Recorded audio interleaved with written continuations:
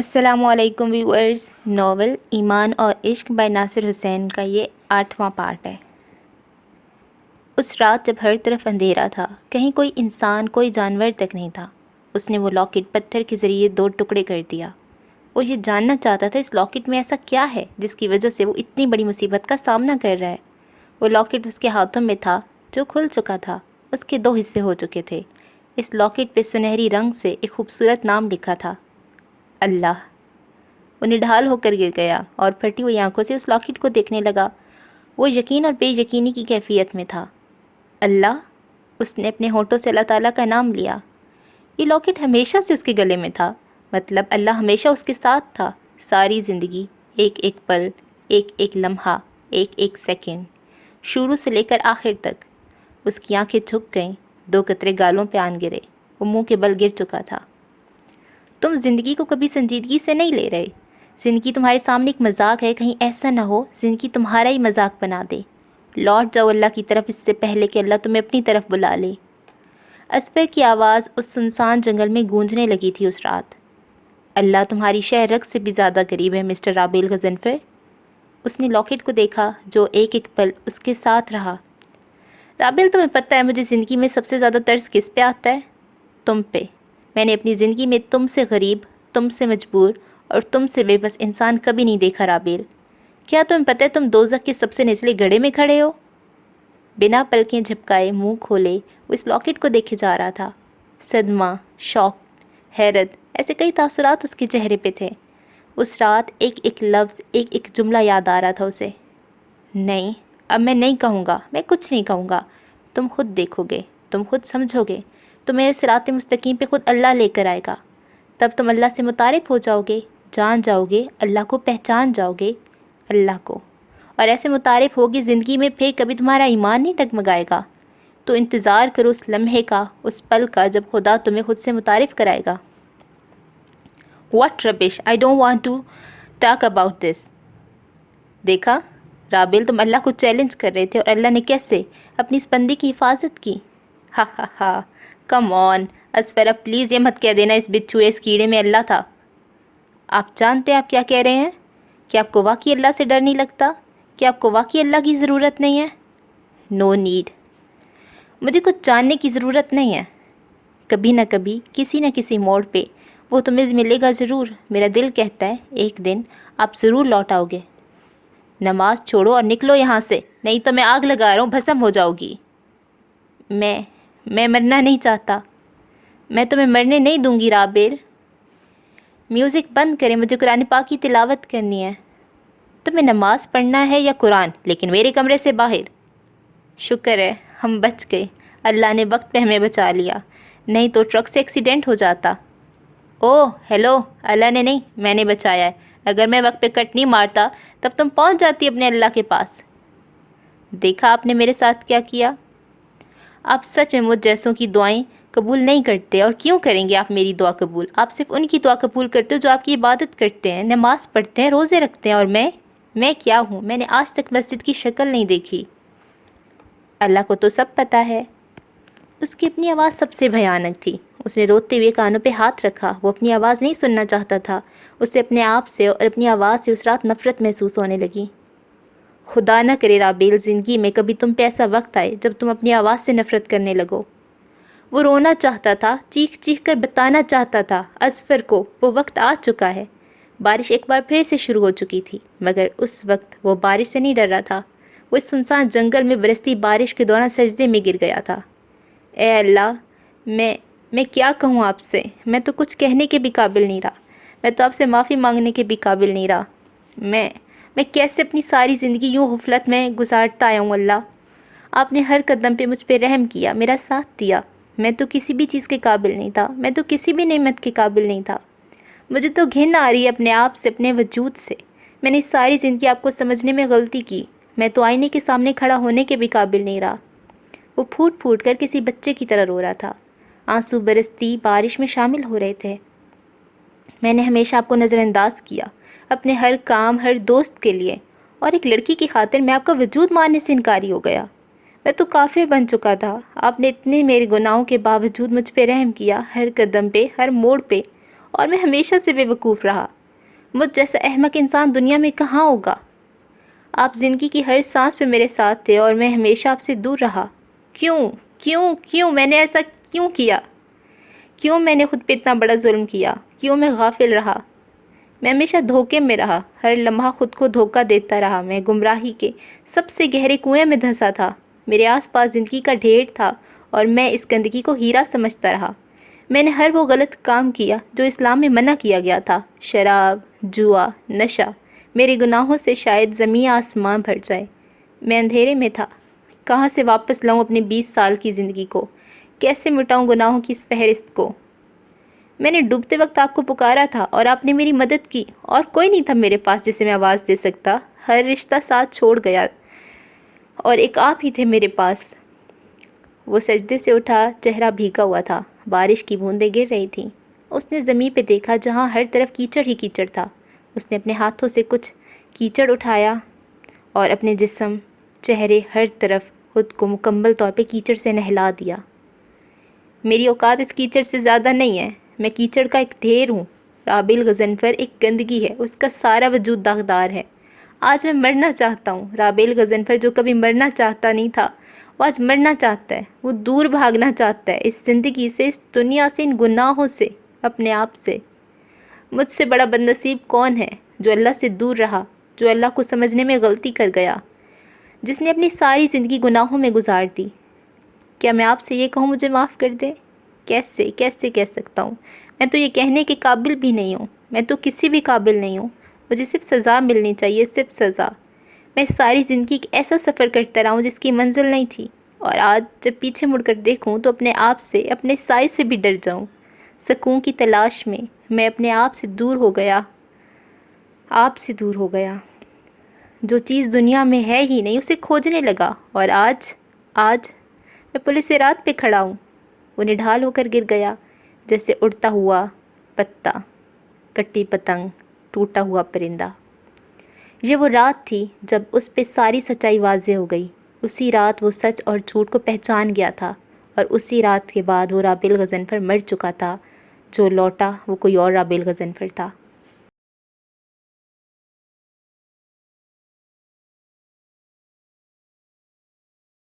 اپنے گھر سے وہ پیدل نکلا تھا۔ شام کا وقت تھا، سورج کی تپش بالکل نہیں تھی۔ ارادہ اس کا یہ تھا تھوڑی دیر واک کرنے کے بعد مسجد میں نماز پڑھنے جائے گا۔ نماز پڑھنا خیر وہ ابھی بھی نہیں جانتا تھا، مگر وہ سیکھ ضرور رہا تھا۔ وہ اس عمر میں کچھ سیکھنا کتنا مشکل ہوتا ہے یہ وہ سمجھ رہا تھا۔ آس پاس کھیتوں سے گندم صاف ہو چکا تھا، اب زمین یوں ہی بنجر پڑے تھے۔ ان کی خود کی بھی بہت زمینیں تھیں، مگر اس نے ان سب چیزوں پہ کبھی توجہ ہی نہیں دی تھی اور نہ ہی دلچسپی تھی۔ یہ سارے کام چودھری صاحب خود سنبھالتے تھے۔ اس نے ہمیشہ کی طرح شرٹ، جینز اور جوگرز پہن رکھے تھے۔ یہ اس کا ازلی حلیہ تھا۔ وہ شلوار قمیص کبھی نہیں پہنتا تھا۔ شروع میں گاؤں والوں کو اس کا حلیہ کچھ عجیب لگا، مگر وقت کے ساتھ ساتھ وہ رابعہ سے اور اس کی عادات سے واقف ہوتے گئے۔ اس وقت ہوا بھی چل رہی تھی۔ وہ جس کچے راستے سے چل رہا تھا، آس پاس شہتوت کے درخت تھے، چڑیوں کی چوں چوں سنائی دے رہی تھی، سامنے کتا ہانپ رہا تھا، پاس ایک ندی تھی جس کے اندر بطخیں تیر رہی تھیں۔ موبائل کی گھنٹی بجی، آگے بڑھتے قدم رک گئے۔ اس نے دونوں جیبوں کو ٹٹول کر موبائل کو برآمد کیا۔ اسکرین پہ کوئی نیا نمبر جگمگا رہا تھا۔ اس نے ذہن پہ زور دے کر یہ یاد کرنے کی کوشش کی کہ یہ نمبر کس کا ہے، مگر اسے نہیں یاد آیا۔ اس نے کال ایکسیپٹ کر کے موبائل کانوں سے لگایا۔ ہیلو، وہ مدھم آواز میں بولا۔ ہیلو، رابعہ غضنفر؟ دوسری طرف ایک لڑکی کی آواز آئی۔ جی، بول رہا ہوں، اس نے حیرت سے جواب دیا۔ میں اسمارا جاوید بات کر رہی ہوں۔ اسمارا جاوید؟ اس نے یاد کرنے کی کوشش کی اور اسے یاد آ گیا۔ جی کہیے۔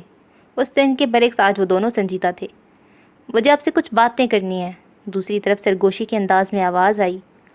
ہوا کا تیز جھونکا آیا جس سے درخت ہلنے لگے۔ جی کہیں، وہ اسی انداز میں بولا۔ یہاں نہیں تو پھر کہاں؟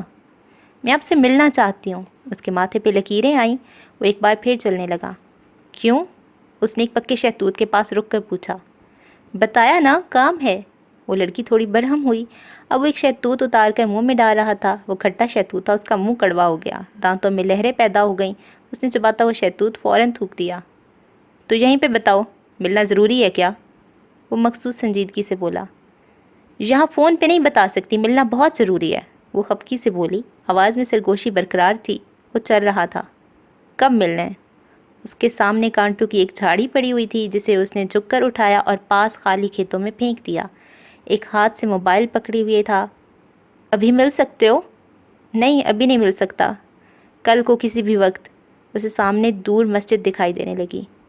ٹھیک ہے، تو میں کل ہی بتاؤں گی کہ کہاں ملنا ہے۔ اوکے۔ وہ موبائل کانوں سے ہٹانے لگا تھا جب آواز آئی، اور اس بارے میں کسی کو بھی نہیں پتہ چلنا چاہیے، نہ تمہارے پاپا کو نہ میرے کو، سمجھے؟ وہ دو ٹوک انداز میں بولی۔ اور اگر میں بتا دوں تو؟ وہ اب چوئنگم نکال کر چبا رہا تھا۔ تم ایسا نہیں کر سکتے۔ وہ آپ سے تم پہ آ گئی اور ذرا غصہ بھی ہوئی۔ اور اگر میں نے ایسا کر دیا تو؟ رابل اسے چھیڑ کر انجوائے کر رہا تھا۔ نہیں پلیز ایسا مت کرو۔ وہ نرم پڑ گئی۔ وہ بے اختیار مسکرا دیا۔ لڑکیاں ڈرپوک ہوتی ہیں، یہ وہ ہمیشہ سے جانتا تھا۔ اوکے، نہیں بتاؤں گا، لیکن بدلے میں مجھے کیا ملے گا؟ اس نے سوال کیا۔ وہ خاموش ہوئی، شاید کچھ سوچ رہی تھی۔ تمہیں کیا چاہیے؟ اس نے پوچھا۔ آئس کریم، وہ کندھے اچکا کر چوئنگم چباتے ہوئے بولا، اور وہ کسی بڑی ڈیمانڈ کی توقع کر رہی تھی۔ ٹھیک ہے، وہ ضد ہو چکی تھی۔ رابل اس کے انداز سے بے حد محظوظ ہو رہا تھا۔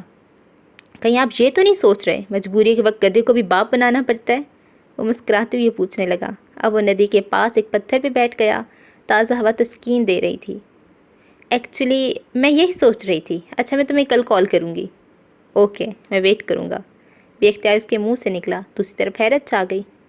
ایک منٹ مسٹر رابل، کہیں آپ یہ تو نہیں سوچ رہے آپ سے ولیمے کے سوٹ بھی ڈسکس کرنے کے لیے ملاقات کرنا چاہتی ہوں؟ وہ مسکرا دیا۔ نہیں، دراصل میں یہ سوچ رہا ہوں آپ شاید بچوں کے نام سوچنے کے لیے مجھ سے ملنا چاہتی ہیں۔ وہ بھی رابل کا زنفر تھا۔ اتنی آسانی سے کوئی قرض کیسے رکھ سکتا تھا؟ وہ شخص لاجواب کرنے کی صلاحیت رکھتا تھا۔ دوسری طرف خاموشی رہی۔ پھر ٹوں کی آواز پہ اس نے موبائل کو دیکھا۔ کال کٹ چکی تھی۔ اس کی مسکراہٹ گہری ہو گئی۔ ڈمپل واضح نظر آ رہا تھا۔ اس نے آس پاس نگاہ دوڑائی۔ مسجد میں نمازی جاتے ہوئے نظر آئے۔ وہ بھی گھٹنوں پہ ہاتھ رکھ کے کھڑے ہونے لگے۔ اس نے موبائل پینٹ کی جیب میں ڈالا اور سفید نمازیوں والی ٹوپی سر پہ پہن لی۔ ٹوپی پہننے سے پہلے وہ سر کی پٹی اتارنا نہیں بھولا۔ اب وہ مسجد کی طرف جا رہا تھا۔ اسے یاد تھا پہلی بار جب وہ مسجد میں داخل ہوا تو لوگوں کے چہرے پہ کئی رنگ تھے، حیران نگاہیں، ہنستی نگاہیں، صراحتی نگاہیں، زخمی کر دینے والی نگاہیں۔ سب گاؤں والے اس سے واقف تھے اور ان کے لیے رابل کا زنفر کا مسجد آنا ایسے تھا جیسے سفید کوا دیکھنا۔ وہ پہلی بار ان نگاہوں پہ لڑکھڑایا بھی تھا۔ اسے افسوس بھی ہوا، دکھ بھی ہوا، مگر وہ حوصلہ نہیں ہارا۔ ظاہر ہے پہلے قدم پہ سبھی لڑکھڑاتے ہیں جیسے کہ ایک چھوٹا بچہ، لیکن کبھی بھی پہلا قدم اٹھائے بنا کوئی چلنا بھی نہیں سیکھتا۔ اب وہ باقاعدگی سے سجدے دینے آتا تھا اور اسے کافی دن ہو چکے تھے۔ اب گاؤں والوں کو آہستہ آہستہ اس کی عادت ہوتی جا رہی تھی۔ کئی اوباش لڑکوں نے اس پہ فکرے بھی اچھالے مگر وہ سب بار سہتا رہا، اور کئی بزرگوں نے اس کا حوصلہ بھی بڑھایا۔ مسجد اللہ کا گھر ہے، اور جو سکون وہ مسجد میں حاصل کرتا تھا وہ اس نے اپنی 20 سالہ زندگی میں کبھی بھی کہیں بھی محسوس نہیں کیا۔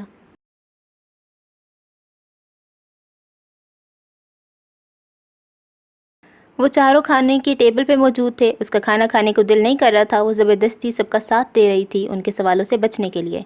اس کے سامنے سلاد پڑے ہوئے تھے جو اس کے پسندیدہ تھے، مگر کبھی کبھی اپنی پسند کی چیزوں میں بھی دل نہیں لگتا۔ سنیں میں کیا کہہ رہی ہوں؟ اس نے اپنی ماں کی آواز سنی جو پاپا سے مخاطب تھیں۔ جی کہیے۔ اس کا باپ اماں کی طرف متوجہ ہو گیا۔ وہ اور چھوٹی بھی انہیں دیکھنے لگے اور زرینہ بیگم کے منہ سے نکلنے والے اگلے جملے کے منتظر تھے۔ آپ کا جو دوست ہے چودھری صاحب، ان سے پھر بات ہوئی؟ چمچ اس کے ہاتھوں سے گر گیا۔ زرینہ بیگم نے چمچ گرنے کی آواز پہ غور سے اسے دیکھا۔ کس بارے میں؟ جاوید اقبال نے پوچھا۔ وہ دراصل میں چاہتی ہوں اسمارا اور رابل کا نکاح کر دیا جائے۔ اس کی مما اسے اچھی طرح دیکھتے ہوئے بولیں، اور وہ جو سلاد منہ میں ڈال چکی تھی وہ باہر نکل گئی اور بری طرح کھانسنے لگی۔ جاوید اقبال کے علاوہ باقی سب ہی اس کی کھانسنے کا سبب سمجھ سکتے تھے۔ چھوٹی نے پانی کا گلاس اسے بھر کے دیا اور وہ بنا پانی پیے ٹیبل سے اٹھ کھڑی ہوئی اور اپنے کمرے کی طرف جانے کے لیے پلٹی۔ اسے کیا ہوا ہے؟ جاوید اقبال نے حیرت سے اسمارا کی طرف دیکھ کر پوچھا۔ شرما گئی ہوگی۔ زرینہ بیگم نے بات سنبھالی۔ جو بھی تھی تو آخر کو بیٹی ہی نا، یوں تو وہ اسے رسوا نہیں کر سکتی تھیں۔ ہاں، ہماری آپ بھی بڑی شرمیلی ہیں، چھوٹی نے طنز کیا جس سے زرینہ بیگم نے اسے خون خوار نظروں سے دیکھا۔ وہ خاموش ہو کر کھانا کھانے لگی۔ لیکن آپ نکاح کے بارے میں ابھی سے کیوں سوچ رہی ہیں؟ جاوید اقبال نے کوفتے کا ٹکڑا منہ میں ڈالا۔ دراصل میں چاہتی ہوں یہ رشتہ مضبوط ہو جائے اور صرف نکاح ہو جائے، شادی بعد میں بھی ہو سکتی ہے۔ زرینہ بیگم نے جاوید اقبال کے تاثرات دیکھے۔ خواہش ان کی فقط اتنی سی تھی کہ اسمارا کے پاؤں میں بیڑیاں پڑ جائیں اور وہ کسی غلط راستے پہ جانے سے بچ جائے۔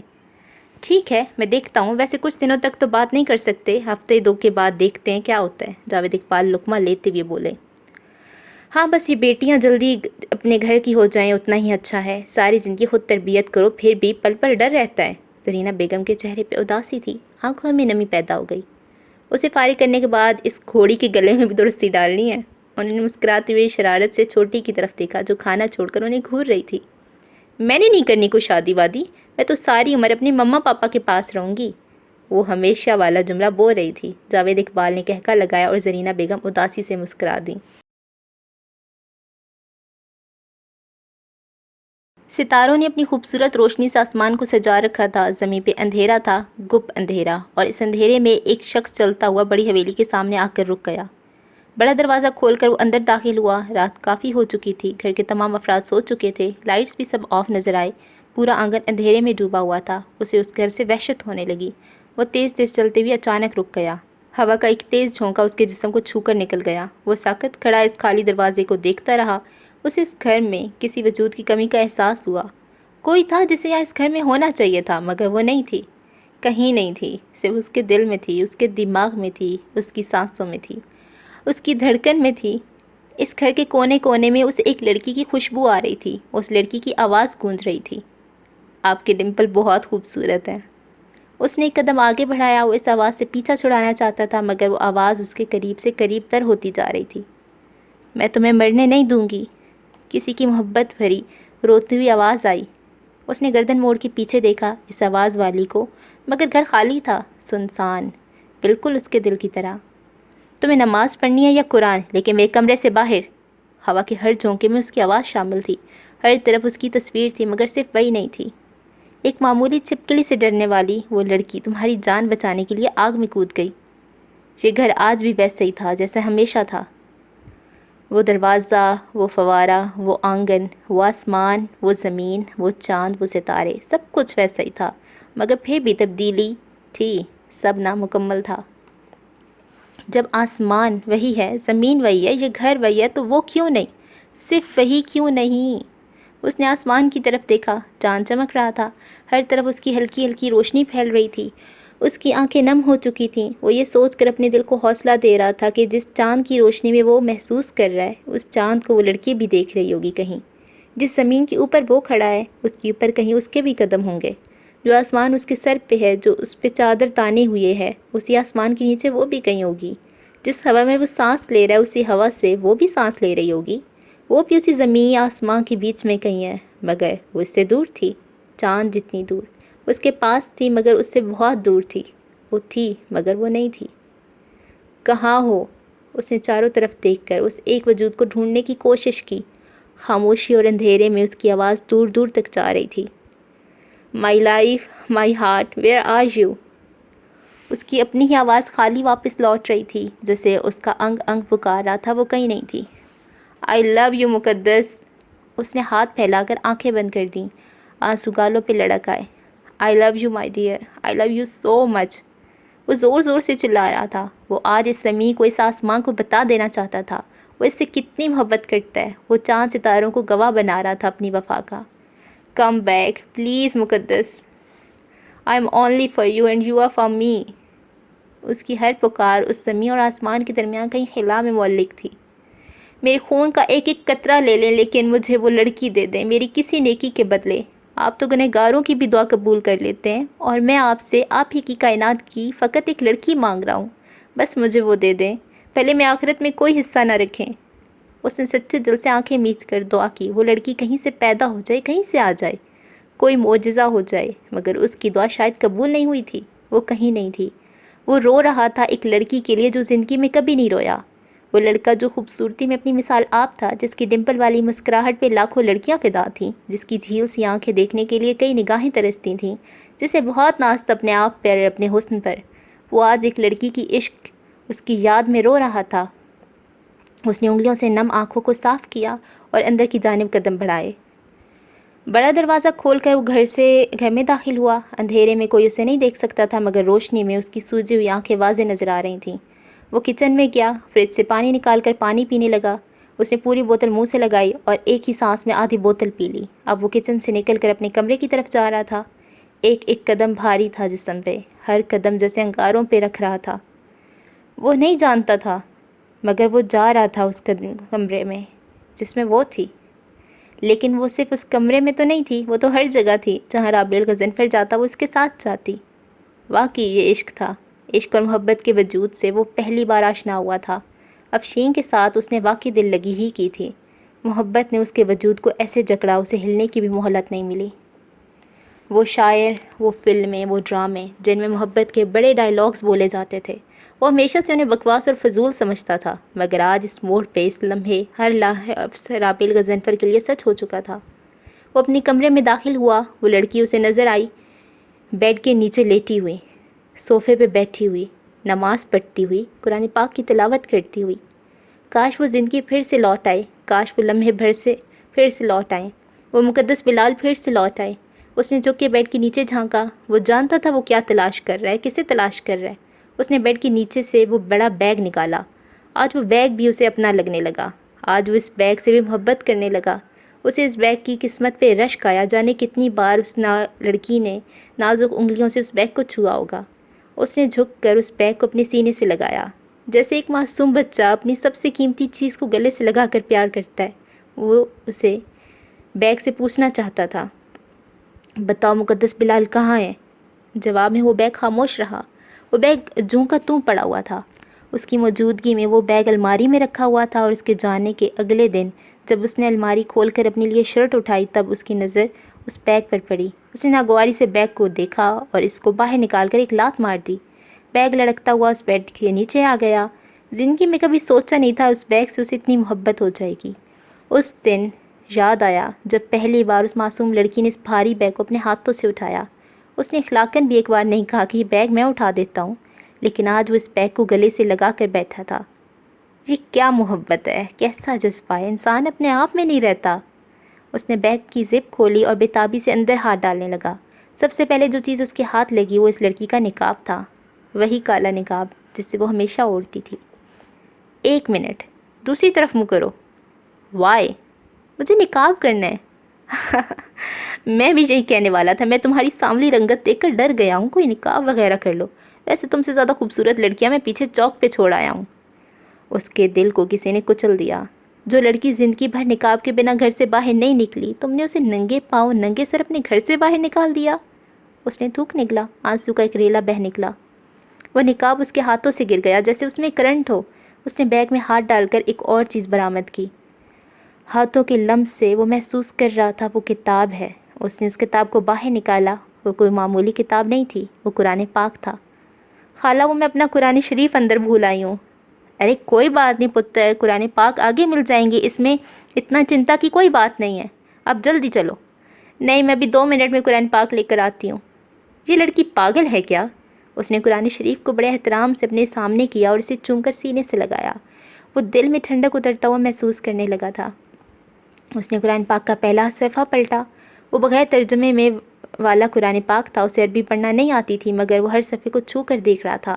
2-3 صفحے پلٹنے کے بعد اس نے قرآن پاک الماری کی اوپر شیلف میں رکھا اور ایک بار پھر سے بیگ کی تلاشی لینے لگا۔ بیگ میں کچھ خاص چیز نہیں ملی اسے، وہیں اس کے سادہ سے کاٹن کے 2 جوڑے، ایک صابن تھا، کچھ اسلامی کتابیں تھیں۔ آج اس کے لیے ہر شے خاص تھی۔ مقدس بلال کی کوئی شے معمولی کیسے ہو سکتی ہے؟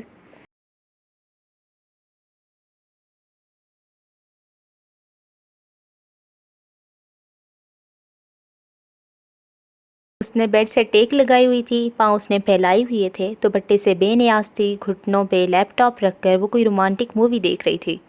اس سے کچھ فاصلے پہ صوفے کے اوپر چھوٹی بیٹھی ہوئی تھی، اس نے آنکھوں پہ موٹا چشمہ لگا رکھا تھا، اس کے ہاتھوں میں کتاب تھی جس کا وہ اونچی آواز میں مطالعہ کر رہی تھی۔ اے غفلت بھرے غافل انسان، جو رات دن، صبح شام اور ہر ماہ و سال حتیٰ کہ تمام عمر اس فانی دنیا اور بے وفا کے دلدل میں پھنسا ہوا ہے، اور کبھی بھولے بسرے سے بھی اپنے خالق و مالک اور اپنی موت کو یاد نہیں کرتا، اس بات کو یاد رکھ، تو رات دن موت کے قریب ہو رہا ہے اور اپنے قدموں کو بڑی تیزی سے قبر کی جانب لے جا رہا ہے۔ آج تو جن کو اپنا سمجھ رہا ہے، جن کے ساتھ اپنا دل بہلا رہا ہے، یہ تیرے کچھ کام نہیں آئیں گے اور تجھ کو نفع نہ دیں گے۔ اس نے لیپ ٹاپ سے سر اٹھا کر چھوٹی کو دیکھا جو بڑے انہماک سے مطالعہ کر رہی تھی۔ پتہ نہیں اسے ایسا کیوں لگا جیسے اس کتاب میں اس کے لیے ہی لکھا گیا ہو۔ اس نے توجہ چھوٹی سے ہٹا کر ایک بار پھر مووی دیکھنے کی کوشش کی۔ چھوٹی بدستور مطالعہ کر رہی تھی۔ تو نے اپنی زندگی غفلت میں گزار دی۔ اٹھ جاگ، جلدی ہوش کر، اپنے گناہوں کی تلافی کر۔ آج بھی تجھے مہلت نصیب ہے۔ ہمیشہ رہنے کی جگہ تو صرف آخرت ہے اور دنیا کا قیام بہت تھوڑا ہے۔ دنیا میں آج تک جتنے بھی لوگ آئے ہیں وہ سبھی اپنی آخری منزل کو لوٹ گئے۔ یہاں کتنے آئے اور کتنے گئے، مگر افسوس تجھے کچھ عبرت اور نصیحت حاصل نہیں ہوئی۔ اس نے مووی کو پاز کر کے ایک بار پھر چھوٹی کو دیکھا۔ اس کے چہرے پہ ناگواری تھی۔ وہ اسلامی مطالعات میں کبھی دلچسپی نہیں رکھتی تھی اور نہ ہی اسے قیامت اور آخرت پہ کوئی خاص یقین تھا۔ چھوٹی، اس نے چھوٹی کو غصے سے آواز دی۔ ہاں کیا ہے؟ چھوٹی نے مطالعہ روک کر اسے دیکھا۔ یہ کیا پڑھ رہی ہو؟ چپ کرو، دل میں پڑھو، مجھے مووی دیکھنی ہے، وہ چڑھ کر بولی۔ چھوٹی نے ٹھنڈی آہ بھری۔ حد ہے آپی، آپ کے پاس ان سب فضول چیزوں کے لیے وقت ہے، لیکن جو چیز سچ ہے آپ کو راہ راست پہ لا سکتی ہیں، ان کو آپ نہیں سننا چاہتی۔ لوٹ آؤ آپی، اس سے پہلے کسی معجزے کی زد میں آؤ۔ بہت ساری مصیبتیں انسان کی خود لائی ہوئی ہوتی ہیں، ایسا نہ ہو تمہیں بھی اپنے ہی الفاظ آزمائش میں ڈال دیں، تب تم پچھتانا چاہو تو پچھتانے کی مہلت بھی نہ ملے تمہیں۔ چھوٹی نے افسردگی سے اسے دیکھا۔ تو چپ کر، مجھے مت سکھا اور میرے سامنے تقریر مت کیا کر، سمجھی؟ مجھے تمہاری باتوں میں کوئی دلچسپی نہیں ہے، وہ چل کر بولی۔ دلچسپی ہوگی، ضرور ہوگی، جب تمہاری آنکھوں سے دھول ہٹے گی تب تمہیں دلچسپی ہوگی، چھوٹی پر اصرار انداز میں بولی اور ایک بار پھر مطالعہ کرنے لگی۔ اللہ تعالیٰ سب سے بڑے ہیں، وہ مالک ہیں، خالق کائنات ہیں، وہ ہم سب پہ اختیار رکھتے ہیں اور ہم سب کو لوٹ کر انہی کی طرف جانا ہے۔ اللہ ہماری شہرک سے بھی زیادہ قریب ہے، وہ ہمیں دیکھ رہے ہیں اور ہماری سن رہے ہیں۔ چھوٹی چپ کر ورنہ تیرا منہ نوچ لوں گی، وہ چنگھاڑی، مگر چھوٹی چپ نہیں ہوئی۔ اے وہ شخص جو بھول کر بھی خدا کو یاد نہیں کرتا، ایک روز تیرا نام زندوں کی فہرست سے نکال کر مردوں کی فہرست میں شامل کر دیا جائے گا۔ یہی تیرے رشتہ دار، تیرے عزیز دوست، تجھ پہ بہت محبت کرنے والے تجھے تاریک اور اندھیرے قبر میں چھوڑ آئیں گے۔ 2-3 دن آنسو بہانے کے بعد سبھی بھول جائیں گے۔ دنیا میں کوئی اس نام کا شخص بھی تھا؟ کوئی نہیں ہوگا۔ اس اندھیری قبر میں تم ہوگے اور اللہ ہوگا۔ تب تمہیں اللہ یاد آئے گا، تب تم اللہ کو پہچان جاؤ گے، تب تم اللہ سے مدد مانگو گے۔ اس نے اپنے دانت پیسے۔ چھوٹی کی باتیں اس کے سر سے گزرنے لگیں۔ اس نے تکیہ اٹھا کر چھوٹی کے سر پہ دے مارا، جس سے اس نے منہ سے ایک کراہ نکالی۔ پھر وہ دراز سے اپنے ہیڈ فون نکالنے لگی اور کانوں میں لگا کر ایک بار پھر مووی دیکھنے لگی۔ چھوٹی نے بڑے دکھ سے اسے دیکھا۔ اسے بہت ترس آیا اپنی بڑی بہن پہ۔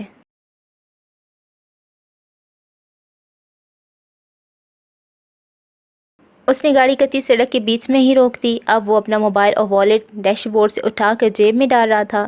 گاڑی لاک کر کے اس نے آنکھوں پہ سن گلاسز لگائے۔ سورج سوا نیزے پہ تھا۔ آسمان سے جیسے ہر طرف آگ برس رہی تھی۔ ہر طرف دور دور تک اسے درخت نظر آئے اور سامنے جو کچی سڑک تھی اس کے آس پاس بھی گھنے درخت تھے، کچھ شہتوت کے، کچھ کیکر کے۔ وہ سڑک سامنے جا کر ایک گھر کے سامنے ختم ہو رہی تھی۔ اس گھر کے آس پاس کوئی دوسرا نہیں تھا، لیکن کچھ فاصلے پہ دور دور سے کچھ گھر نظر آئے۔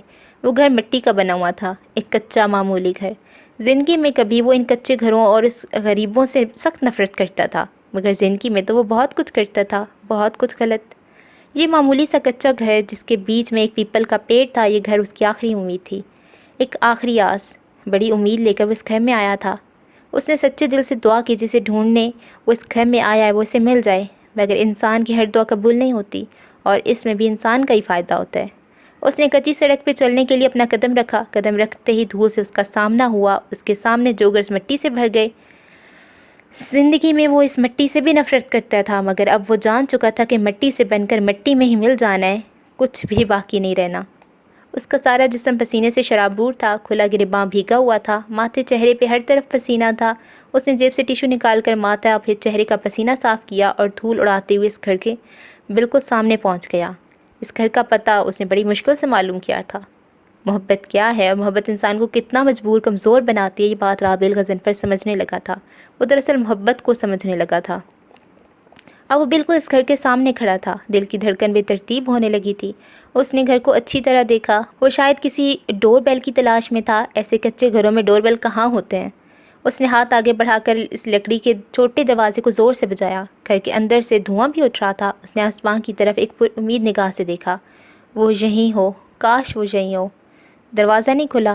اس نے کچھ وقفے کے بعد ایک بار پھر کھٹکھٹایا۔ اس بار اسے قدموں کی چاپ سنائی دی۔ اس نے سن گلاسز اتار کے گریباں میں لٹکا دیے۔ گھر کے سامنے سن گلاسز اسے کچھ عجیب لگے۔ کھٹک کی آواز سے دروازہ مکمل طور پہ کھل گیا۔ وہ عورت دونوں ہاتھوں سے دروازے کو پکڑی کھڑی تھی۔ وہ اس عورت کو پہچانتا تھا، وہ اس سے مل بھی چکا تھا، اور وہ واقعہ کوئی معمولی نہیں تھا جسے وہ اتنی آسانی سے بھلا دیتا۔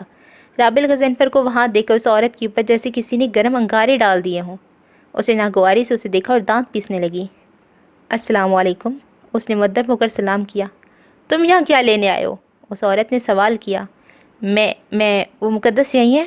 اس نے خشک ہونٹوں پہ زبان پھیر کر کہا۔ اس عورت کو جھٹکا لگا۔ مقدس یہاں کیسے ہو سکتی ہے؟ یہ تو تمہیں پتہ ہوگا، وہ کہاں ہے؟ زہرا دائی نے غصے سے بولی۔ کیا وہ یہاں نہیں آئی؟ ایک موہوم سی امید دل میں تھی، وہ اسے ٹوٹتا ہوا نظر آیا۔ میں نے بتایا تھا نا، میں اس دن گھر پہ نہیں تھی۔ زہرا دائی دروازہ بند کرنے لگی تھیں۔ کیا وہ بعد میں بھی نہیں آئی؟ ایک آخری امید۔ نہیں، تم نے اور چودھری صاحب نے مجھے میری بہن سے نظریں ملانے کے قابل بھی نہیں چھوڑا۔ میں جانتی ہوں مقدس بھاگ نہیں سکتی، ضرور تم لوگوں نے کچھ کیا ہوگا۔ کہہ کر وہ دروازہ بند کر چکی تھیں۔ وہ جو انہیں روکنے کے لیے ہاتھ بڑھا رہا تھا، اس کی انگلی بیچ میں آ گئی، جس میں درد کے ساتھ ساتھ خون بھی بہہ رہا تھا، مگر وہ اس انگلی کو نہیں دیکھ رہا تھا۔ اسے وہ درد محسوس نہیں ہو رہا تھا۔ اس معمولی درد کو محسوس کرنے کا کسے ہوش تھا جب دلوں پہ پتھر مارے جا رہے تھے۔ اس نے جلدی سے اس کچی دیوار کا سہارا لیا، ورنہ وہ گر جاتا۔ مقدس کہاں ہو تم میری زندگی؟ مجھے اس طرح مت تڑپاؤ، میں مر جاؤں گا۔ مجھے اور سزا مت دو۔ تم کیا جانو میں تم سے کتنی محبت کرتا ہوں۔ کون سا سوٹ پہنوں آپی؟ چھوٹی نے 2 ہینگرز اس کے سامنے کیے۔ وہ کمرے میں موبائل سے اسد کو میسج کر رہی تھی۔ چھوٹی کی اچانک آمد نے اس کا تسلسل توڑ دیا۔ اب وہ نگاہ اٹھا کر ان ہینگرز کو دیکھنے لگی، جن میں ایک لال فراک تھا، ایک کالا۔ چھوٹی پرجوش نظر آ رہی تھی۔ وہ اس کے اچانک آمد سے زیادہ خوشی پہ حیران تھی۔ کہاں جا رہی ہو تم؟ اس نے ٹانگ پہ ٹانگ چڑھا کر پوچھا۔ صرف میں نہیں، ہم سب جا رہے ہیں، چھوٹی نے اسے اطلاع دی۔ اس کے چہرے کی حیرت میں مزید اضافہ ہو گیا۔ کہاں؟ ابو کی وہ جو کزن ہے نا، جمیلہ آنٹی، اس کی بیٹی کی شادی ہے۔ بتایا تو تھا تمہیں پچھلے ہفتے، چھوٹی اسے یاد دلانے لگی۔ ہاں بتایا ہوگا، مجھے نہیں یاد، وہ لاپرواہی سے بولی۔ اچھا بتاؤ نا کون سا سوٹ پہنوں؟ وہ ایک بار پھر اپنا سوال دہرانے لگی۔ وہ کچھ سوچتے ہوئے ان دونوں ہینگرز کو دیکھنے لگی۔ I think black. اور ریلی؟ میں خود بھی یہی سوچ رہی تھی۔ ویسے آپ ہی تم کون سا سوٹ پہنو گی؟ اب وہ اس سے پوچھنے لگی۔ وہی نیلی ساڑی جو پچھلے مہینے خریدی تھی، وہ سوچ کر بتانے لگی۔ کیا؟ لیکن اس ساڑی کے لیے تو مما نے منع کیا تھا نا، کیونکہ ایک تو اس کے بازو نہیں ہے اور اوپر سے کپڑا اتنا پتلا ہے تو گناہ ہوتا ہے۔ ناگواری سے چھوٹی کو دیکھنے لگی۔ فور گاڈ سیک چھوٹی، ان سب فضول باتوں پہ دھیان کوئی نہیں دیتا۔ یہاں ہر لڑکی اپنی مرضی سے ڈریسنگ کرتی ہے، ان سب چیزوں کے بارے میں سوچنے کا وقت کس کے پاس ہے؟ اور ماں باپ کا کیا ہے، وہ تو ہر اچھی چیز کے لیے منع کرتے ہیں، ساری زندگی پال پوس کر آخر میں اپنا قرض وصول کرتے ہیں۔ وہ غصے سے بولتی گئی۔ چھوٹی اسے افسوس بھری نگاہوں سے دیکھتی رہی۔ اچھا جلدی تیار ہو جانا، مغرب تک وہاں جانا ہے، کہہ کر چھوٹی جانے لگی۔ ایک خیال بجلی کی طرح اس کی ذہن میں کوندا اور اس نے آواز دے کر چھوٹی کو روک دیا۔ اب چھوٹی آنکھوں میں سوال لیے اسے دیکھ رہی تھی۔ چھوٹی دراصل آج میرے سر میں تھوڑا درد ہے تو میں نہیں آ پاؤں گی، تم لوگ چلے جانا۔ چھوٹی نے اسے مشکوک نگاہوں سے دیکھا، جو تھوڑی دیر پہلے تک تو بالکل ٹھیک تھی۔ اوکے ایز یو وش، چھوٹے کندھے اچکا کر جانے لگی۔ ماما پاپا کو بھی بتا دینا، اس نے جاتے جاتے چھوٹی کو کہا۔ چھوٹی نے سر اس بات میں ہلایا۔ چھوٹی کے جانے کے بعد اس نے جلدی جا کر دروازہ بند کیا اور بیڈ سے موبائل اٹھا کر رابل غضنفر کا نمبر ملانے لگی۔ دوسری بیل پہ کال اٹینڈ کیا گیا۔ السلام علیکم رابل، میں اسمارا، وہ تیزی سے بولی۔ جانتا ہوں آگے، وہ مصروف لگ رہا تھا۔ میں آپ سے ملنا چاہتی ہوں، وہ سرگوشی کے انداز میں بولی۔ یہ بات آپ پہلے بھی کہہ چکی ہیں، آگے۔ اسمارا نے دانت پیسے، اس کا دل چاہا شوٹ کر دے اس لڑکی کو۔ کیا آج رات مل سکتے ہو؟ کہاں؟ میرے گھر پہ، وہ آہستہ سے بولی۔ وہاں اور تو کوئی نہیں ہوگا؟ پچھلی بات چیت سے تو وہ اتنا تو جان چکا تھا کہ وہ اس سے اکیلے میں چھپ کر ملنا چاہتی ہے۔ نہیں، سب گھر والے ایک شادی پہ جا رہے ہیں، یہی میرے لیے اچھا موقع ہے، تم پلیز آ جاؤ۔ کب آنا ہے؟ اس نے سوال کیا۔ ابھی کچھ دیر بعد، بس 1 گھنٹے تک، نہیں 2 گھنٹے بعد صحیح رہے گا۔ تو میرے گھر کا ایڈریس تو معلوم ہے نا، پہنچ کر رنگ کر دینا، اوکے؟ اوکے، فون کاٹ لیا گیا۔ اس نے ٹھنڈی سانس لی اور بیڈ پہ بیٹھ گئی۔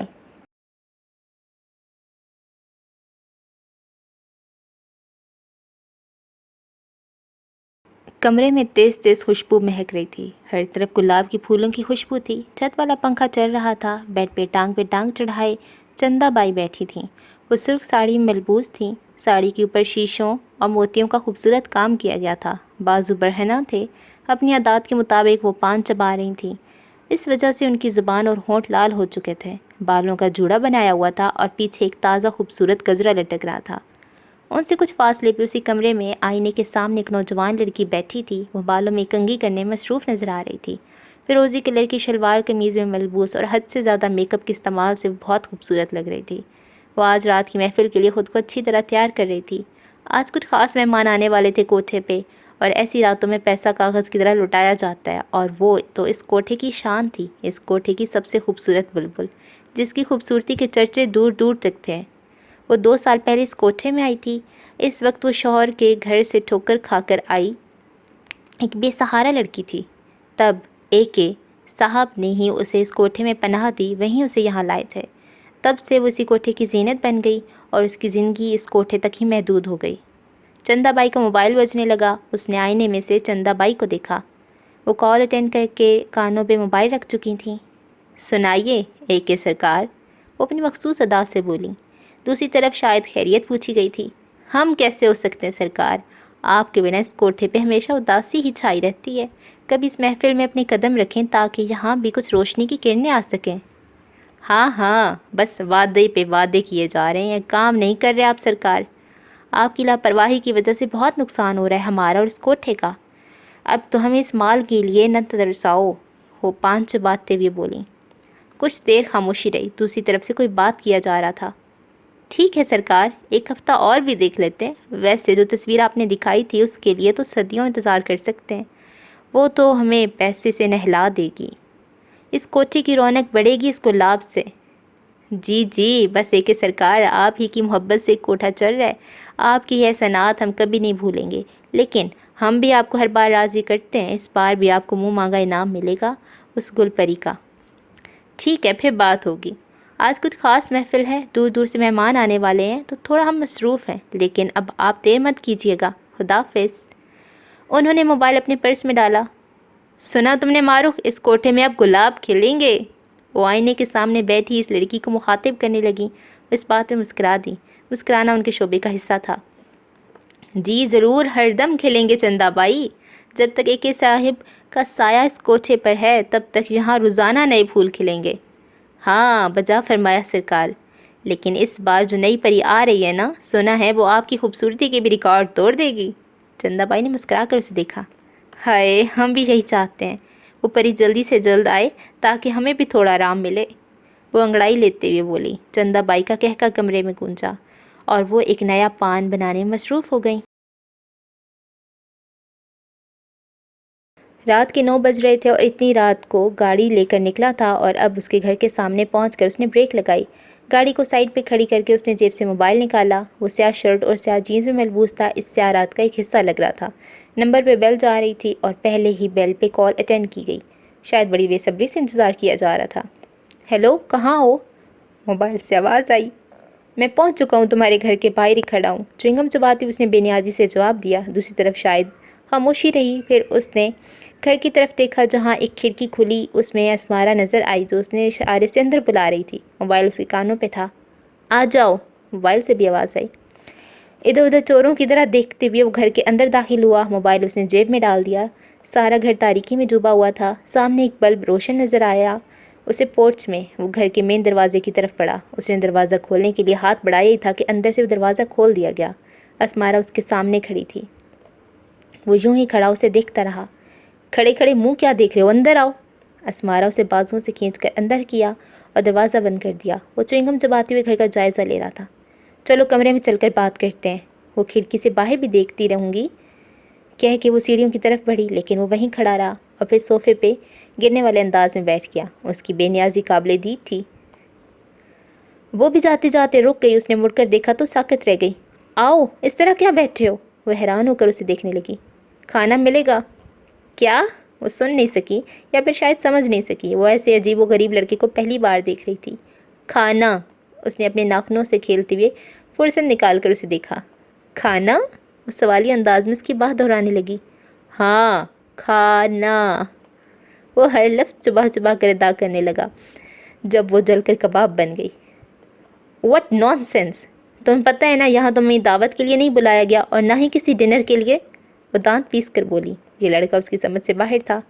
ہاں پتہ ہے، لیکن گھر سے جلدی جلدی نکل آیا، کھانا بھی نہیں کھا سکا اور اب بھوک لگی ہے، خالی پیٹ مجھے ٹینشن ہونے لگتی ہے، پھر میں تمہاری ضروری بات نہیں سن سکوں گا۔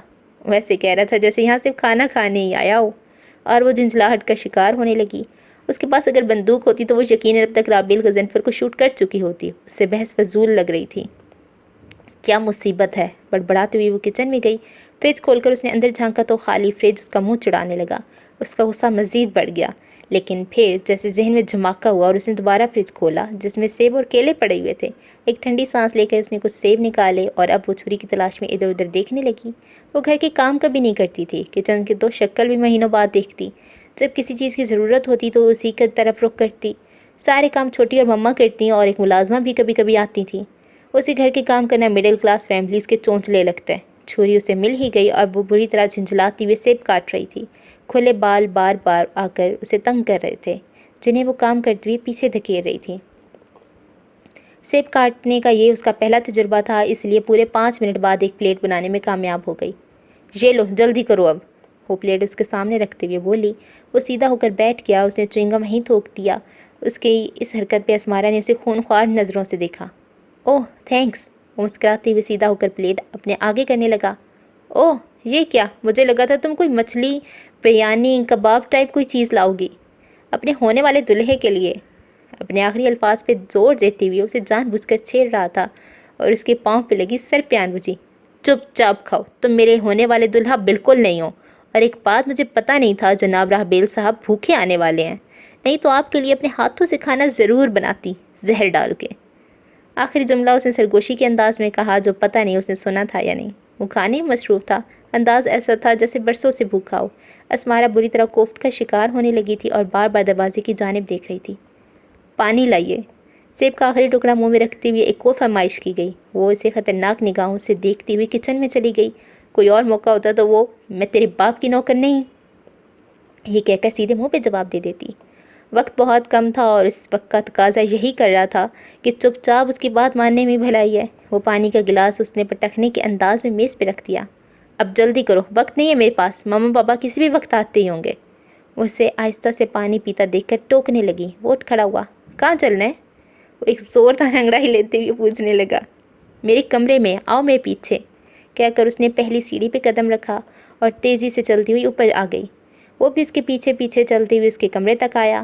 وہ کمرے کا دروازہ کھول کر اندر داخل ہوئی۔ وہ بھی کمرے کے اندر آ گیا۔ اس نے آگے بڑھ کر دروازہ بند کیا اور کھڑکی کے پاس رکھی کرسی پہ بیٹھ گئی۔ بیٹھو، اس نے ایک صوفے کی طرف اشارہ کیا۔ وہ غور سے اسے دیکھتے ہوئے بیٹھ ہی گیا۔ اب وہ اس کی بولنے کا منتظر تھا اور پوری توجہ اور سنجیدگی سے اسے دیکھ رہا تھا۔ دیکھو جو بات میں تمہیں بتانے جا رہی ہوں شاید تمہیں عجیب لگے، لیکن رابعہ نے اس کی بات کاٹ دی۔ مجھے کچھ عجیب نہیں لگتا، جو بھی کہنا ہے صاف صاف کہو۔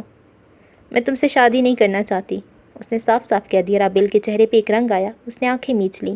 اسمارا نے غور سے اس کے چہرے کے تاثرات دیکھے جن سے وہ کچھ بھی اندازہ نہیں کر پا رہی تھی۔ دل ہی دل میں اس کی ریئیکشن سے بھی ڈر رہی تھی۔ وہ کافی دیر خاموشی سے کارپٹ کو دیکھتا رہا۔ اسے دکھ ہوا یا حیرت یہ وہ نہیں سمجھ سکی۔ کیا یہی بات بتانے کے لیے آپ نے مجھے یہاں بلایا ہے؟ اس نے سنجیدگی سے سوال کیا۔ یہ بات اتنی غیر اہم تو نہیں ہے اور مجھے آپ سے کچھ اور بھی باتیں کرنا چاہتی ہوں۔ مثلاً، رابعہ نے پوچھا۔ میں کسی اور سے پیار کرتی ہوں، اس نے صاف کوئی سے کام لیا۔ کون ہے وہ؟ اس کا نام اسد خلیل ہے، ہماری ملاقات کالج میں ہوئی تھی، میں اس سے بہت پیار کرتی ہوں، وہ بھی مجھ سے پیار کرتا ہے۔ میں نے اپنی محبت کے بارے میں سب کو بتا دیا تھا، مگر اسد ایک مڈل کلاس فیملی سے ہے، اس وجہ سے اسے۔ رابعہ نے اس کی بات کاٹ دی۔ کیا وہ مجھ سے زیادہ خوبصورت ہے؟ اسمارا چونک گئی۔ نہیں، اگر تم اسے اپنی نظر سے دیکھو گے تو وہ تمہیں خوبصورت نہیں لگے گا، لیکن اگر میری نظر سے دیکھو گے تو وہ دنیا کا سب سے خوبصورت مرد ہے، کیونکہ میں اس سے پیار کرتی ہوں اور پیار کسی بھی انسان کو خوبصورت بنا دیتا ہے، اور محبت کبھی جسم سے نہیں کی جاتی، محبت روح سے ہوتی ہے، محبت میں خوبصورتی معنی نہیں رکھتی۔ آخری جملے کا مطلب رابعہ غضنفر سے بہتر کوئی نہیں سمجھ سکتا تھا۔ اس نے آنکھوں پہ ہاتھ رکھ کے چہرے کو تھوڑی دیر کے لیے چھپایا، پھر غور سے اسمارا کو دیکھا۔ کیا تمہارے والدین کو صرف اس بات پہ اعتراض ہے کہ وہ لڑکا ایک چھوٹی فیملی سے ہے؟ ہاں، کیونکہ انہیں اپنی کلاس اپنے لیول سے بہت پیار ہے۔ وہ اولاد کی خوشی میں خوش ہونے والے والدین نہیں ہیں، وہ اولاد کے سر پہ زبردستی اپنے فیصلے تھوپنے والوں میں سے ہیں۔ ان کے لیے میری خوشی، میری محبت سے زیادہ یہ بات اہم ہے کہ لڑکا کتنا امیر ہے، اس کا بیک گراؤنڈ کیا ہے، وہ کتنا پڑھا لکھا ہے اور اس ہی فیوچر کیسی ہے۔ اسمارا کے لہجے میں تلخی پیدا ہو گئی جو رابیل واضح محسوس کر سکتا تھا۔ ہو سکتا ہے وہی صحیح ہوں، کیونکہ کوئی بھی والدین اپنی اولاد کے لیے برا فیصلہ نہیں کر سکتے۔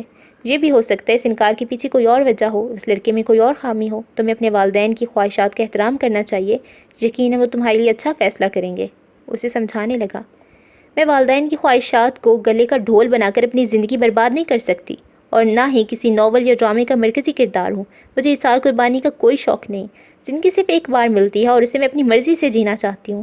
والدین کے فیصلوں پہ چل کر میں اپنی محبت نہیں کھو سکتی۔ اسد میری زندگی ہے، میں اس کے بنا جینے کا تصور بھی نہیں کر سکتی، اور میں جانتی ہوں میرا یہ فیصلہ غلط نہیں ہوگا۔ مجھے کم از کم اپنی محبت کے لیے کبھی نہیں پچھتانا پڑے گا۔ وہ روانی سے کہہ رہی تھی، اپنے موقف سے ہٹنے کو وہ تیار نہیں تھی۔ ضروری نہیں کہ انسان ہر وقت صحیح ہو، کبھی کبھی ہمارے کچھ فیصلے غلط بھی ہو سکتے ہیں جن کا احساس ہمیں بعد میں ہوتا ہے۔ ہو سکتا ہے بعد میں تمہیں اپنی غلطی کا احساس ہو جائے اور تمہاری ساری زندگی ایک پچھتاوا بن جائے۔ ایک محبت کو پانے کے لیے تم کئی محبتیں پیچھے چھوڑ رہی ہو، ایک رشتہ بنانے کے لیے کئی رشتے توڑنا چاہتی ہو۔ زندگی ایک جوک نہیں ہے، زندگی بہت پریکٹیکل ہے۔ تمہیں سنجیدگی سے اپنے بارے میں اور اپنے فیوچر کے بارے میں سوچنا چاہیے۔ محبت کے چکر میں پڑھ کر کہیں تم کوئی غلط قدم نہ اٹھاؤ اور ساری زندگی تمہیں رونا مقدر بن جائے۔ اسمارا نے اسے غصیلی نگاہوں سے دیکھا۔ آپ کیا سمجھو گے محبت کیا ہے؟ آپ کو تو محبت کا مطلب بھی نہیں پتہ۔ محبت میں انسان کچھ دیکھ نہیں پاتا۔ جس دن آپ کو کسی سے محبت ہوگی تب پوچھوں گی آپ سے۔ وہ خفگی سے بولی۔ وہ اسے کہنا چاہتا تھا محبت کیا ہے یہ اس سے زیادہ کوئی نہیں سمجھ سکتا، اور محبت کتنا درد دیتی ہے یہ بھی اس سے بڑھ کر کوئی محسوس نہیں کر سکتا۔ مگر سارے الفاظ منہ میں ہی دم توڑ گئے۔ اس نے بڑے افسوس سے اسمارا کو دیکھا، آنکھیں بھی شاید نم ہونے لگی تھیں۔ آپ جانتی ہیں والدین کے حقوق کے بارے میں اسلام میں کتنی اہمیت دی گئی ہے انہیں۔ ماں کے قدموں تلے جنت ہے، اور آپ اس پھر جنت کو رلا کر اپنی دل کی دنیا آباد کرنا چاہتی ہیں۔ ان کی خواہشوں اور آنسوؤں کی قبر پہ اپنی محبت کا محل کھڑا کرنا چاہتی ہیں۔ اس سب کا انجام جانتی ہیں؟ روز محشر جب حساب کتاب کی گھڑی ہوگی تو آپ کو جواب دہ ہونا پڑے گا، اور مر کر آپ کو سب سے بڑی ہستی کا سامنا کرنا ہے۔ اور اسمارا نے ناگواری سے اس کی بات کاٹی۔ مجھے اس معاملے میں کوئی دلچسپی نہیں ہے، اس لیے مذہب محض میں نہ ہی لائیں تو بہتر ہے۔ ویسے بھی مجھے موت پہ یقین نہیں ہے، اور میں اپنی زندگی اور اپنی قسمت خود لکھوں گی۔ وہ روانی سے بولتی گئی۔ رابیل غضنفر کے چہرے پہ تھپڑوں کی بارش ہوتی گئی۔ یہی جملے جو آج یہ لڑکی کہہ رہی تھی، کبھی وہ بھی بالکل ایسے ہی کہتا تھا، بالکل یہی الفاظ استعمال کرتا تھا۔ لیکن اب یہ سب کچھ جان چکا تھا کہ سچ اور جھوٹ، اچھا اور برا۔ وہ جانتا تھا کبھی نہ کبھی یہ لڑکی لوٹے گی جس طرح وہ لوٹا تھا، مگر ڈر رہا تھا کہیں دیر نہ ہو جائے تب تک۔ وہ نہیں چاہتا تھا اس زمین پہ دوسرا کوئی رابیل غضنفر جیسا غافل انسان پیدا ہو، لیکن وہ اس لڑکی سے اس معاملے میں بحث بھی نہیں کر سکتا تھا، کیونکہ اس دور سے وہ بھی کبھی گزرا تھا۔ اسے اس وقت یہ سب صرف تقاریر اور لیکچرز لگا کرتے تھے، مگر آج وہ ایک ایک بات کا مطلب سمجھ چکا تھا، اور اسے یقین تھا یہ بھی کبھی نہ کبھی واپس آ ہی جائے گا، یہ بھی اللہ کو ضرور پہچانے گی ضرور۔ مجھے کس لیے یہاں بلوایا آپ نے؟ وہ سنجیدہ ہو کر اسے آپ کہتا، ورنہ تم۔ وہ بھی یہی کہہ رہی تھی۔ میں چاہتی ہوں آپ اس رشتے سے انکار کر دیں اور اس کھیل کو یہیں ختم کر دیں۔ وہ ششت رہ گیا۔ میں انکار کیوں کروں؟ یہ کام تو آپ بھی کر سکتی ہیں۔ اسمارا کھڑکی کی طرف دیکھ رہی تھی۔ میں ایسا نہیں کر سکتی کیونکہ میرے انکار کو یہاں کوئی اہمیت نہیں دے گا، اور میں پہلے بھی کوشش کر چکی ہوں، مگر میرے فیصلے میں یہاں کسی کو دلچسپی نہیں۔ تم مرد ہو، اگر انکار کر دو گے تو بات ختم ہو جائے گی، اور میں تمہارے انکار کو اپنے پلڑے میں ڈال کر پاپا کے سامنے اسد کا آپشن رکھوں گی، شاید پھر وہ مان جائیں۔ وہ ناخنوں سے کھیلتے ہوئے بولی، لمبے ناخن جن پہ نیل پالش لگی ہوئی تھی۔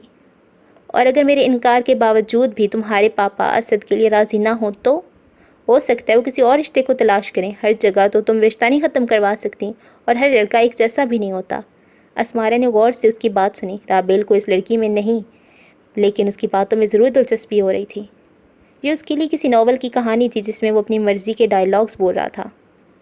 وہ بات کی باتیں ہیں، اور مجھے نہیں لگتا تمہارے انکار کے بعد پاپا اسد کو ریجیکٹ کریں گے۔ اس وقت میرے راستے کے سب سے بڑے کانٹے تم ہو۔ اگر تم بیچ سے ہٹ جاؤ تو آسانی سے میں آگے کے بارے میں سوچ سکتی ہوں۔ اور مما کل نکاح کا بھی کہہ رہی تھی، اس سے پہلے کہ بات مزید آگے بڑھے تم خود ہی یہ ڈرامہ ختم کر دو، اسی میں سب کی بھلائی ہے۔ وہ اطمینان سے بول رہی تھی۔ رابیل نے اس کے چہرے کو دیکھا اور اپنی گاڑی کی چابیوں سے کھیلنے لگا۔ اور اگر میں انکار نہ کروں تو؟ کہہ کر اس نے اسمارا کی طرف دیکھا۔ وہ اسے زج کرنے کی کوشش کر رہا تھا اور اس کوشش میں کامیاب ہو چکا تھا۔ لمحے بھر کے لیے اس کے چہرے پہ ابھرنے والے تاثرات غم اور حیرت کے تھے۔ اس کے چہرے پہ اداسی دیکھ کر وہ محظوظ ہو رہا تھا، حالانکہ وہ یہ سب صرف اسے تنگ کرنے کے لیے کہہ رہا تھا۔ آپ ایسا نہیں کر سکتے، وہ ایک موہوم سی امید لے کر بولی۔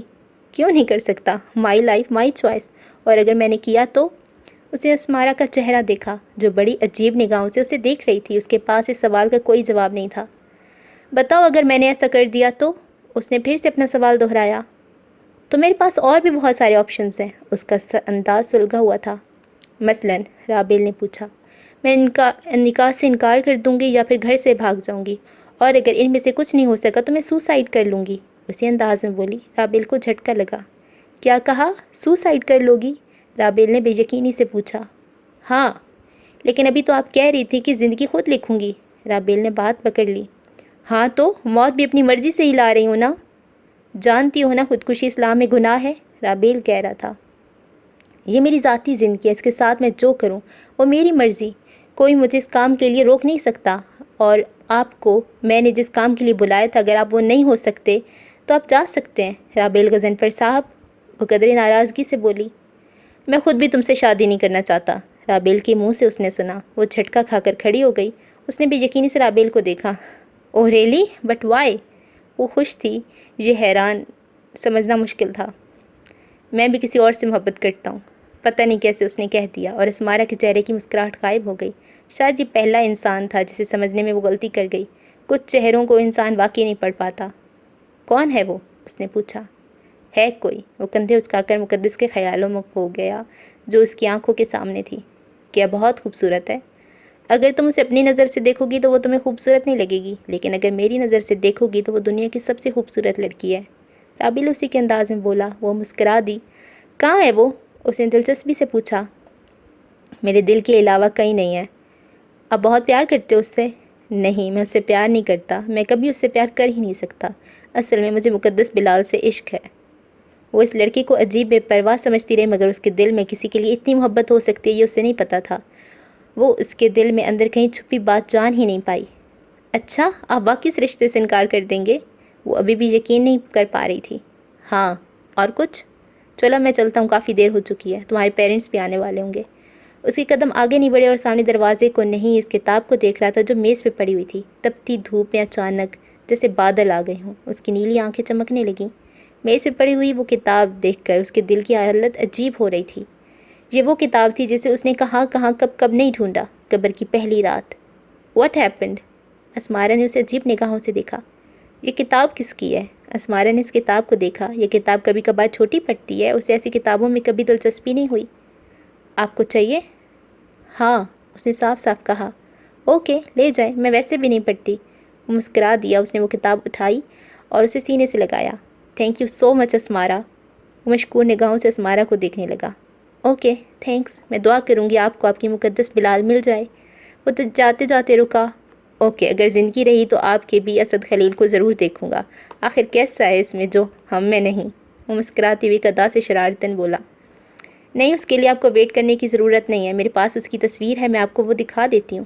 ہو سکتا ہے میری چوائس آپ کو عجیب لگے، لیکن میں نے بتایا نا، محبت روح سے کی جاتی ہے، جسم سے نہیں۔ کہہ کر وہ دراز کی طرف جھکی۔ وہ وہیں کھڑا اس تصویر نکالتا دیکھ رہا تھا۔ اس نے تصویر نکالی اور رابیل کی طرف بڑھائی، جو رابیل نے مسکراتے ہوئے پکڑ لی۔ وہ بھی مسکرا رہی تھی، مگر اچانک جانے کیوں رابیل کی مسکراہٹ غائب ہو گئی۔ اس کے چہرے پہ ایک رنگ آیا۔ اس نے حیرت سے تصویر کو پھر اسمارا کو دیکھا۔ آپ اس سے پیار کرتی ہیں؟ وہ یقین نہیں کر پا رہا تھا شاید۔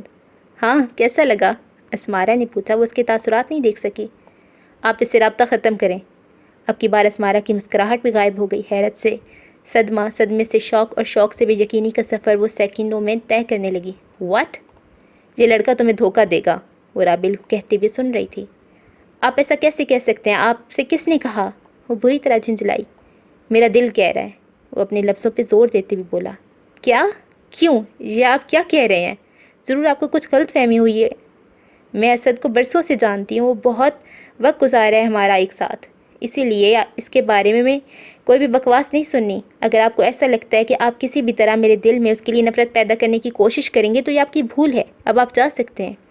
وہ تصویر اس کے ہاتھوں سے لے کر بولی۔ وہ سمجھ رہی تھی رابل ایسا کیوں کر رہا ہے، وہ شاید اس سے تعلق رکھنا چاہتا ہے اور اسے شادی کرنا چاہتا ہے، اس وجہ سے وہ اسد پہ الزام لگا رہا ہے۔ اوکے ایز یو وش، پھر نہیں کہنا بتایا نہیں۔ اس نے کندھے اچکائے اور دروازے کی طرف پہنچا۔ اسمارا ابھی بھی اسے حیرت سے ہی دیکھ رہی تھی۔ وہ جاتے جاتے پلٹا۔ ایک بات میں آپ کو بتا دوں، میں جھوٹ کبھی نہیں بولتا، چاہے تو کاغذ پہ لکھوا لو، یہ لڑکا آپ کو دھوکہ دے گا۔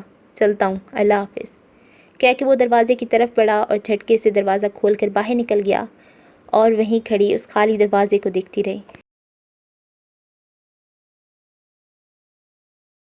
اس وقت وہ آئینے کے سامنے بیٹھی کنگھی کر رہی تھی۔ خوبصورت سلکی بال کنگھی کے وقت مزید خوبصورت لگ رہے تھے۔ چاند سے چمکتا چہرہ، لال ہونٹوں پہ اس نے ہلکی لپسٹک بھی لگائی تھی۔ وہ خود کو دیکھ کر مسکرا رہی تھی۔ بلا شبہ وہ سب سے خوبصورت تھی۔ اس کے خاندان، اس کی سہیلیوں میں اس جیسی کوئی لڑکی نہیں تھی۔ وہ جب چلتی تو جیسے ہوا تھم سی جاتی، راستے میں کتنوں کی دھڑکنیں بے قابو ہو جاتی۔ اس کی سہیلیاں رش کرتی اس کی خوبصورتی پر۔ دروازہ کھول کر چھوٹی اندر داخل ہوئی۔ وہ گنگناتے ہوئے کچھ ڈھونڈ رہی تھی۔ کیا ڈھونڈ رہی ہو؟ وہ آئینے میں اسے دیکھتے ہوئے پوچھ رہی تھی۔ اخبار، چھوٹی نے دراز کھولتے ہوئے جواب دیا۔ اخبار؟ میرے کمرے میں اخبار کا کیا کام؟ وہ حیران ہوئی۔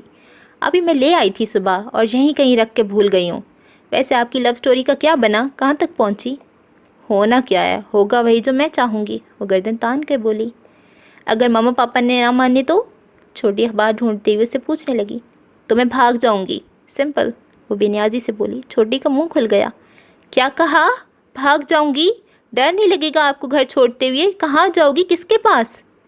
کس کے پاس کیا مطلب؟ اسد کے پاس۔ جب تک میرا اسد خلیل ہے مجھے کسی کی ضرورت نہیں، وہ تڑک کر بولی۔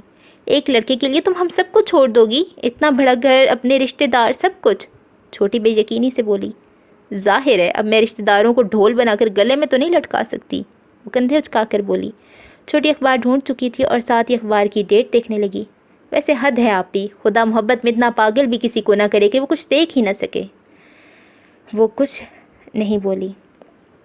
آپ ہی بریکنگ نیوز سنو، چھوٹی زور سے چلائی، اسے متوجہ ہونا پڑا۔ شہر سے دور ایک روپوش علاقے میں سریعام کوٹھا چلایا جا رہا ہے۔ اس کوٹھے کے سربراہ چندہ بائی اور ایک ہیں۔ چندہ بائی ایک 50 سالہ خاتون اور ایک نوجوان شخص ہے۔ یہ عوام کو گمراہی کی طرف لے جا رہے ہیں۔ معصوم لڑکیوں کو کاروبار کا لالچ دے کر ضمیر فروشی کے لیے استعمال کیا جا رہا ہے۔ پولیس اور علاقے کے حکمرانوں سے درخواست ہے کہ اس گنڈا مافیا کا بائیکاٹ کیا جائے اور اس کوٹھے کو سیل کیا جائے۔ چھوٹی نے خبر مکمل کی۔ وہ ناگواری سے چھوٹی کو دیکھنے لگی۔ لے تو اس میں کیا نئی بات ہے، ایسی بکواس، ایسی خبریں تو ہر روز چھپتی ہیں۔ اسے واقعی کوئی حیرانی نہیں ہوئی۔ آپ ہی ابھی آپ بھاگنے کا کہہ رہی تھیں، ایسا نہ ہو آپ گھر سے نکلیں اور وہ اے صاحب آپ کو پکڑ کر اپنی گاڑی میں ڈال دے اور پھر لے اڑے۔ چھوٹی مذاق اڑانے والے انداز میں بولی۔ ایسے لے اڑے؟ میرا نام بھی اسمارا ہے، میں اتنی آسانی سے کسی کے ہاتھ نہیں آنے والی، وہ فخر سے بولی۔ چھوٹی ایک گہرا سانس لے کر باہر نکل گئی۔ کیا کہا تم نے؟ چودھری صاحب نے حیرت اور ٹوٹے ہوئے انداز میں رابیل کو دیکھا جو اپنا فیصلہ سنانے کے بعد بڑی بے نیازی سے چپس کھا رہا تھا۔ چودھری صاحب پہلے اس کے برابر والے صوفے پہ بیٹھے ہوئے تھے، لیکن اس کی بات سن کر وہ شاکڈ رہ گئے۔ رابیل تمہیں پتہ بھی ہے تم کیا کہہ رہے ہو؟ چودھری صاحب کی آواز بلند ہو گئی۔ ہاں پاپا، میں آپ سے کہہ رہا ہوں کہ آپ اپنے دوست کو منع کر دیں، میں اس کا ساتھ رشتہ نہیں رکھنا چاہتا۔ وہ رابیل غضن فری کیا جو کوئی بات دل میں رکھے۔ کوئی تمہید بنا ڈر کے بات کرنے کی عادت اس کی ہمیشہ سے تھی۔ لیکن کیوں؟ بس پاپا میرا دل نہیں کر رہا۔ دل نہیں کر رہا کیا مطلب؟ پہلے تو تمہیں کوئی اعتراض نہیں تھا، یہ اچانک کیا ہو گیا؟ بس پاپا، مائی لائف مائی چوائس۔ میں فی الحال بس شادی نہیں کرنا چاہتا۔ اگر آپ خواہ مخواہ کا رشتہ کرنا بھی چاہتے ہیں تو اس لڑکی کے علاوہ کہیں اور کر دیں، مجھے اعتراض نہیں ہوگا۔ میں آپ کا دل نہیں توڑوں گا، لیکن وہ لڑکی نہیں، چپس کو تڑتے ہوئے کہنے لگا۔ لیکن وہ کیوں نہیں؟ وہ اچھی لڑکی ہے، میں اسے بچپن سے جانتا ہوں۔ آخر تمہیں اعتراض کس بات پہ ہو رہا ہے؟ یہ خوبصورت ہے، پڑھی لکھی ہے، تو تمہارے انکار کی وجہ آخر کیا ہو سکتی ہے؟ چودھری صاحب کا لہجہ غصیلا ہو گیا۔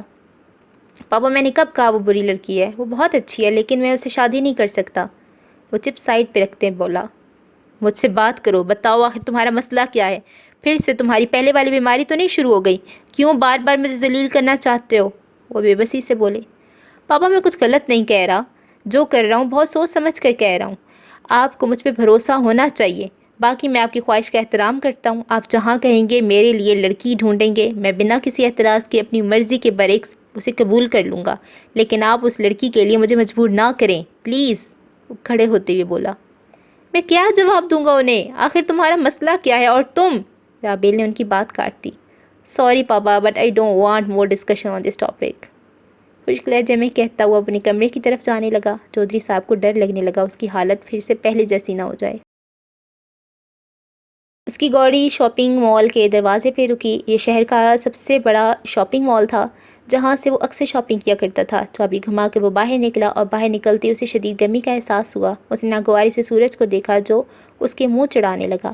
وہ بھی سن گلاسز لگا کر سورج کی گرمی سے لڑنے کی کوشش کرنے لگا. آج وہ black jeans, black shirt and black joggers میں تھا. خوبصورت سفید چہرہ دھوپ کی وجہ سے سرخ پڑ چکا تھا. اسے مال کے دروازے سے کئی لوگ اندر داخل ہوتے اور نکلتے دکھائی دیے. وہ بھی انہی لوگوں کے ریلے میں شامل ہو گیا. سب سے پہلے وہ جینز والے حصے میں گیا. جینز کی شاپنگ کرتا اس کے پسندیدہ تھا. وہ ہر موسم کے لیے خوبصورت جینز لیتا تھا. اس کی الماری میں ایک خوبصورت کلیکشن تھی. وہ آس پاس دیکھ رہا تھا. ایک بھیڑ اکٹھی تھی ہر طرف. شور ہی شور تھا. جن میں سے زیادہ آوازیں عورتوں کی تھیں. جن میں سے کوئی اپنے بچے کو ڈانٹ رہی تھی تو کوئی سیلز مین سے ریٹ پہ بحث کر رہی تھی. وہ جھنجھلاہٹ کا شکار ہونے لگا. اسے یہ سب نہیں پسند تھا اور یہاں اسے اس کی پسند کی کوئی بھی جینز نہیں مل رہی تھی. وہ چلتا ہوا تھوڑا آگے آیا مگر فرش نے اچانک اس کے پاؤں کو جکڑ لیا. ایک زنجیر کی طرح برف بن گیا. اس بھیڑ میں، اس میلے میں اس کی نظر سامنے کھڑی لڑکی پہ پڑی جو جوتوں والے اسٹال کے سامنے کھڑی تھی. کسی بات پہ مسکراتی ہوئی. اس نے بال پیچھے جھٹکے. وہ نیلے فراک میں تھی. دوپٹے سے بے نیاز، ناخن بڑے ہوئے جن پہ نیل پالش لگی ہوئی تھی، برہنہ بازو. اسے گھن آنے لگی اس لڑکی سے. وہ یقین نہیں کر پا رہا تھا کبھی اس نے اس لڑکی سے ٹوٹ کر محبت کی تھی یا محبت کرنے کی کوشش کی. افشین نامی یہ لڑکی جو اس کی زندگی میں طوفان بن کر آئی اور طوفان کی طرح اچانک رخصت ہو گئی اور اسے گناہ کے اس دلدل میں پھینک گئی جس سے وہ کبھی نکل نہیں سکا. برف پگھل چکی تھی. وہ حواسوں میں لوٹ چکا تھا. اس نے اپنی قدموں اس لڑکی کی طرف بڑھائے جو سوال برسوں سے اس کے دل میں تھے. وہ اس کے دل کو چیر رہے تھے. وہ ان کا جواب جاننا چاہتا تھا. وہ جواب صرف سامنے کھڑی لڑکی ہی دیکھ سکتی تھی. وہ جان نہیں سکا برسوں پہلے اس نے ایسا کیوں کیا تھا. کسی مجبوری کے تحت، کسی سازش کے تحت. کوئی بدلہ لینا چاہتی تھی وہ. آخر کیوں؟ وہ اس لڑکی کے سر پہ پہنچ چکا تھا. وہ ابھی انجان تھی. اسے نہیں پتا جس رابیل غضنفر سے وہ بھاگتی ہے وہ اس کے کتنے پاس کھڑا ہے. افشین، اس نے ہونٹوں کو ہلایا. وہ جو بڑے نماغ سے شاپنگ کی طرف متوجہ تھی اچانک اس معصوم آواز پہ چونک گئی. گردن گھمانے پہ افشین نے جانا پیروں تلے زمین کھسکنا کسے کہتے ہیں. اوپر کی سانس اوپر، نیچے کی نیچے. جوتوں کا وہ ڈبہ زمین پہ پھینک کر اس نے ایسی رفتار سے دوڑ لگائی. رابیل کو سمجھنے کے لیے کچھ وقت لگا اور جب تک وہ سمجھ چکا تھا وہ لڑکی کچھ فٹ کے فاصلے پر پہنچ چکی تھی.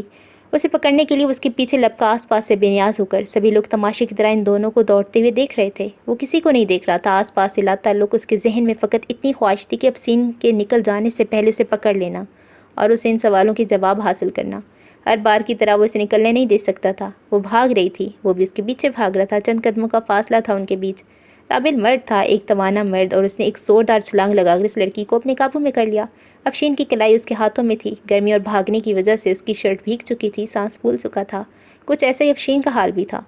وہ غیظ و غضب چہرے سے اسے دیکھ رہا تھا. بال ماتھے سے گر کے آنکھوں پہ آ چکے تھے. گلابی ہونٹ اس نے غصے سے بھینچ رکھے تھے. نیلی آنکھوں میں غصہ پھیل چکا تھا. یہ کیا کر رہے ہو رابیل؟ اس نے دانت پیس رکھے تھے. افشین اپنا ہاتھ چھڑانے لگی. پلیز رابیل چھوڑو مجھے، سب دیکھ رہے ہیں. یہ وہ لڑکی تھی جس سے اس نے محبت کی تھی، جس کی معصومیت پہ وہ فدا ہو چکا تھا. میرے سوالوں کے جواب دو افشین. وہ جیسے پھنکارا تھا. یہاں تماشا مت لگاؤ. میں تمہارے ہر سوال کا جواب دوں گی لیکن یہاں نہیں. وہ سہمی ہوئی ادھر ادھر لوگوں کو دیکھ رہی تھی. تو کہاں؟ میں تمہیں اپنے گھر کا ایڈریس دیتی ہوں. تم آدھے گھنٹے بعد وہیں آؤ، پھر بیٹھ کے آرام سے بات کریں گے. اسے ٹالنے والے انداز میں بولی. رابیل کی گرفت ڈھیلی پڑ گئی. اس نے افشین کا ہاتھ چھوڑ دیا. وہ اب اپنے پرس سے ایک کاغذ نکالنے لگی جس پہ وہ اپنے گھر کا ایڈریس لکھ رہی تھی. ایڈریس لکھ کر اس نے وہ پرچی رابیل کی طرف بڑھائی. اس نے وہ پرچی بنا دیکھے مٹھی میں بھینچ لی. ٹھیک آدھے گھنٹے بعد وہاں آنا، میں انتظار کروں گی، اس نے افشین کو کہتے سنا. پھر اس نے افشین کو دور جاتے دیکھا. دور، بہت دور. اچھا جی، اب تک کے لیے اتنا ہی. اچھا جا رہا ہے ناول. اب اس کی 2 ایپیسوڈز اور آئیں گی اور بس پھر ختم. اچھا، اور بس ویڈیو کو لائک کر دیں اگر آپ کو اچھی لگی ہے تو. دعاؤں میں یاد رکھیں. اللہ حافظ.